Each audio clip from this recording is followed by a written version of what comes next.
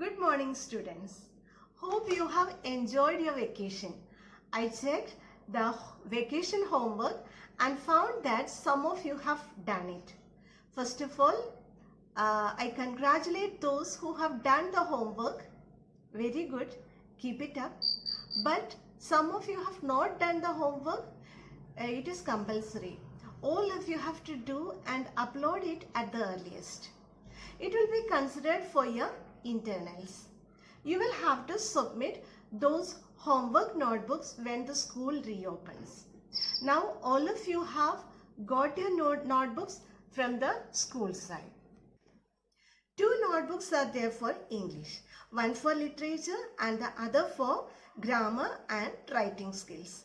Now onwards you will have to write the notes and homeworks in the new notebooks. In April we did 2 units and in June we will do the third unit. We know that India had a glorious past and this country was captured by so many foreign invaders. Among these foreign invaders, the British captured India and ruled over almost 200 years. They slowly changed their position from traders to rulers. Many Indian rulers tried to protest against it, but it didn't happen all of a sudden. This took place 100 years between 1757 to 1857, and that we are getting from Glimpses of the Past written by S.D. Sawant. It is a picture story. It recalls the story of freedom through pictures from 1757 to 1857. It also explains the conditions that led to the first war of independence in 1857. Before we start reading, let me explain the life and work of S.D. Sawant. He was born in a famous family, farmer's family in Ajra village in Kolhapur in Maharashtra. Initially, he worked as a teacher in Rajasthan Prashasnalaya, Kolhapur for 20 years. Later, he became the editor of Lok Shikshan, a monthly magazine published by Maharashtra Education Department in Pune. Some of his works include Our Freedom Movement. The book narrates about India's freedom struggle. Now let's start reading the extract. This is the third unit, third lesson from 8th standard literature textbook, which reflects some glimpses of the British rule in India. The theme of our lesson is we should appreciate our past. Unit 3, Glimpses of the Past. In this lesson, there are total 9 parts. First part, let us turn to the first part, the martyrs. The meaning of martyr, who died in war. At a function in Delhi, Lata Mangeshkar sang a patriotic song about the martyrs who gave up their life for independence. You can see leaders like Jawaharlal Nehru, Lal Bahadur Shastri, Indira Gandhi are listening the song which urged the people to remember the sacrifice of the freedom fighters. O my countrymen, let your eyes fill with tears as you recall the sacrifices of India's martyrs. Can you guess the song? Yes. ये मेरे वतन की लोगों सेरा आंख में भर लो पानी जो शहीद हुई है उनकी सेरा याद करो कुर्बानी. Down to that, who else are there with Jawaharlal Nehru? Bahadur Shah Zafar, Rani Lakshmi Bai, Bal Gangadhar Tilak, Lala Lajpat Rai, Bhagat Singh, Subhash Chandra Bose and Mahatma Gandhi are also seen in the picture. Part 2, the company's conquest 1757 to 1849.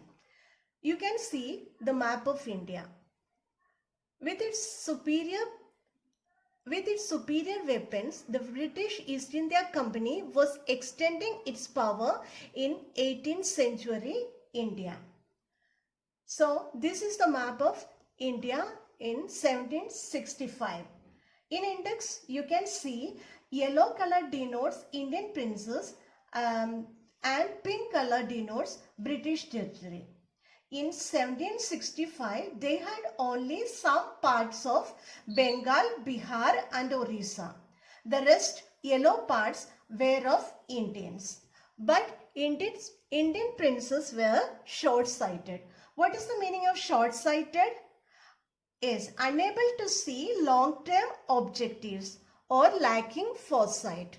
That upstart Raja Abba called the English merchants. They will help me to defeat them. The rich nobles and princes favored the British. They sought the help of English merchants to defeat their rivalries. The people had no peace due to such constant fights. The rivalries helped the East India Company and it could easily subdue Indian princes one by one. What is the meaning of subdue? Subdue means to overcome or being under control. There were many occasions where British tried to subdue the Indian princes, but there were some far-sighted rulers like the brave Tipu of Mysore fought the British till he died fighting. How did Indians react to this conquest? There came the difference of opinion among the Indians. Some thought British were helping them. Thank God there is peace in the country now. No more wars and no looting by thugs. It is God who sent the British. Our destiny is linked with them. Some others thought British were enslaving them. The white man has killed or dethroned our kings. Some kings were not good, but after all they were of this land. Now we have become slaves of foreigners. The English East India Company came to India for trade, but its superior weapons of diplomacy, they extended its power in the 18th century. Indian princes are divided and short-sighted. People in India had no peace due to constant fight among the country. They sought the help of English merchants to defeat and subdue Indian princes one by one.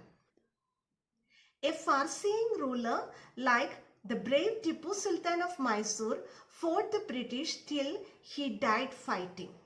Now the Indians reacted to the conquest made by the English East India Company.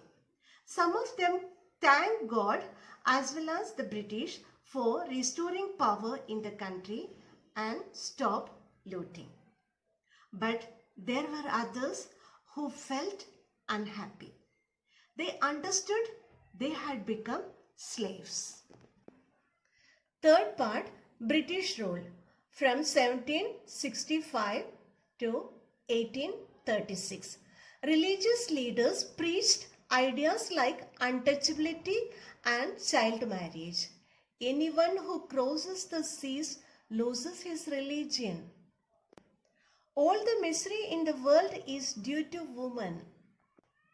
The truth was that Indians had lost self-respect. The British scorned them. What is the meaning of scorned? Scorned means rejected. The natives are unworthy of trust, incapable of honesty. True, you have honor, but I am honest. Being merchants, the British wanted quick profits. Their heavy taxes forced farmers to abandon their fields. But your men are taking all my crop. You are still in arrears. If you don't pay next week, I will send you to jail.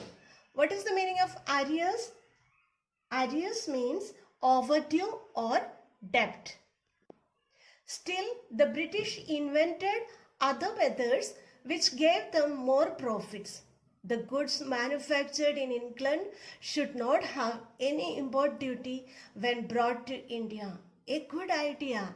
The East India Company's laws began to cripple Indian industries. What is the meaning of cripple? Cripple means disable. Inevitably, famines followed. Between 1822 and 1836, 15 lakh Indians died of starvation.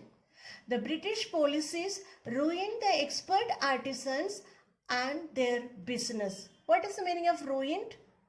Ruined means destroyed. Some religious leaders supported the social evils such as untouchability and child marriage. They forbade crossing the seas and going abroad.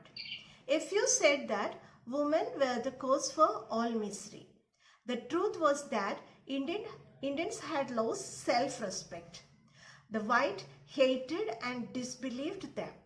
The English were merchants first. Their aim was to make profit. They imposed arrears. They destroyed Indian cottage industries. There are 4 questions as homework. Question number 1. What is the theme of our lesson? Question 2. How did the East India Company subdue the Indian princes? Third question. Who is artisans? Why do you think the artisans suffered? Fourth question. 2 examples of social practices prevailed at that time. Today we saw the first 3 parts of the lesson. In the next video we will read the next 2 parts. Till then, bye.